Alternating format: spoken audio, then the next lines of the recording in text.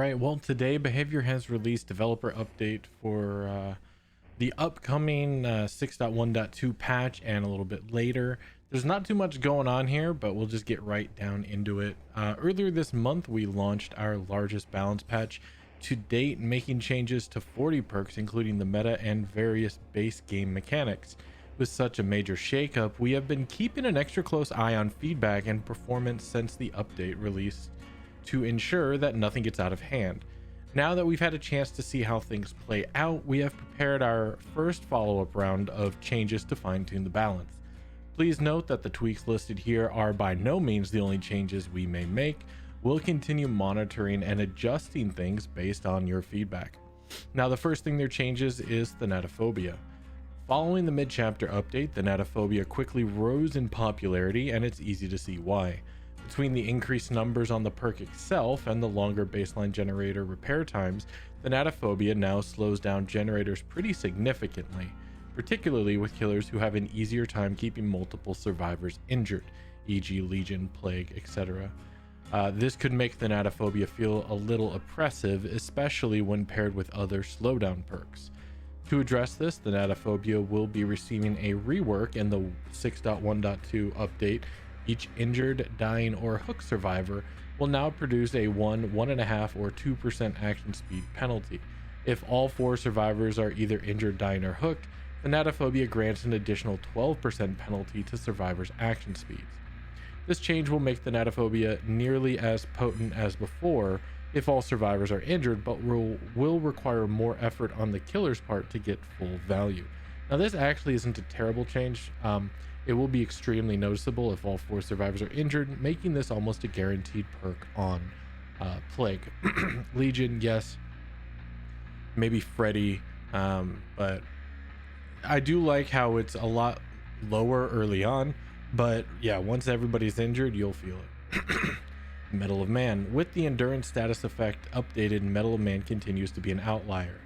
While it provides a similar effect to endurance, the perk currently does not deactivate when performing a conspicuous action. This is by design, which is reflected in the perk's description not mentioning endurance. Since activating Mettle of Man is so difficult, it wouldn't be fair to lose your hard-earned protection so easily.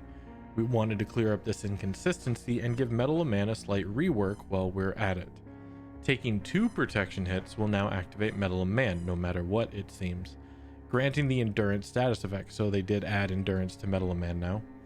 While the endurance effect is active, your aura will be revealed to the killer when they are further than 12, 14, 16 meters away.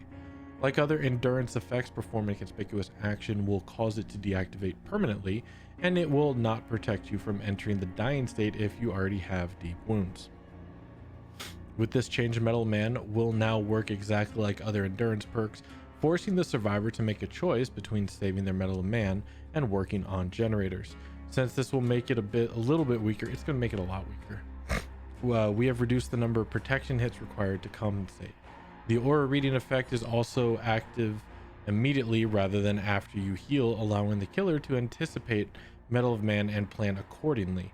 We believe these changes will make the perk both easier to use and more interesting to play around. No one's going to use it. Pain Resonance, Merciless Storm, and Dead Man Switch. Pain Resonance was changed such that it no longer forces survivors to momentarily stop repairing the generator. This effectively prevented the perk from activating Dead Man Switch on its own. The killer would need to chase them off of the generator manually. However, this change caused an unexpected combination to appear. Since the new version allowed the survivors to continue working on the generator, Merciless Storm would continue spawning an excessive amount of skill checks, nearly 40, after the generator regresses. To remedy this, we are restoring Pain Resonance generator interruption, though the killer will still not receive a notification. This will cause the Merciless Storm to no longer combo with Pain Resonance. Interesting. That said, this would bring back the combo of Pain Resonance and Dead Man Switch. Therefore, we'll be reducing the duration of Dead Man Switch to 20, 25, 30 seconds in order to make the perk combo less oppressive than it previously was. We'll have to see how this plays out. I'm not quite sure how good this is going to be. Yeah, we'll see. The Clown. Oh, I can't wait. Good old Kenneth coming back. The clown is currently affected by a bug which allows him to retain the haste effect from his afterpiece antidote permanently. To prevent this from being exploited, we've recently kill switched the clown, preventing him from being played. In 6.1.2, this issue is now resolved and the clown will be available to play once again. Which is good because I've really wanted to play clown and try out a couple of new builds. Orange Glyphs. Tome 12 Discordance includes all new orange glyph challenges.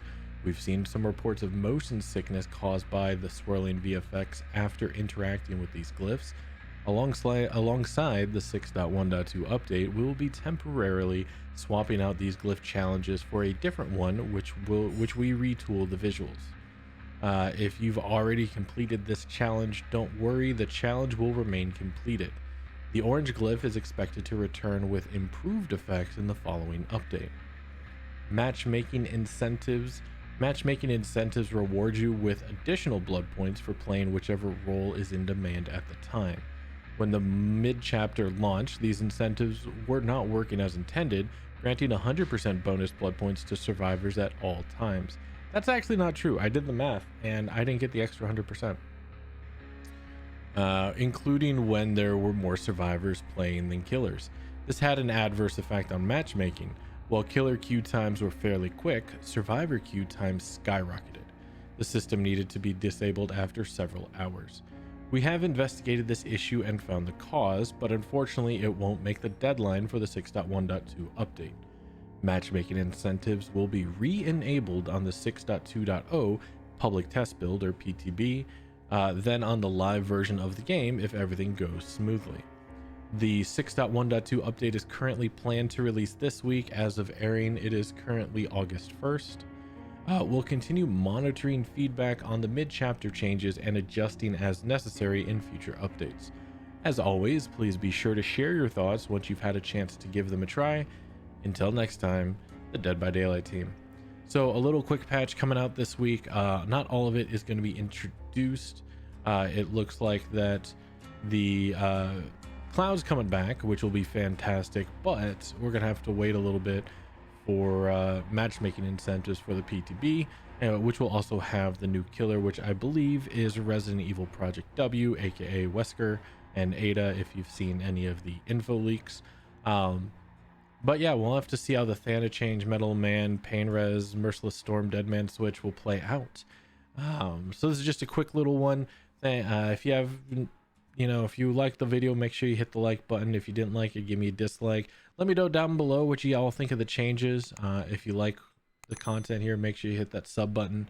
And if you want to catch us live, we do stream on Twitch throughout the week on twitch.tv/Parkless. So thanks to everybody. If no one told you yet, we love you all very much. And remember to please stay safe out there in the fog.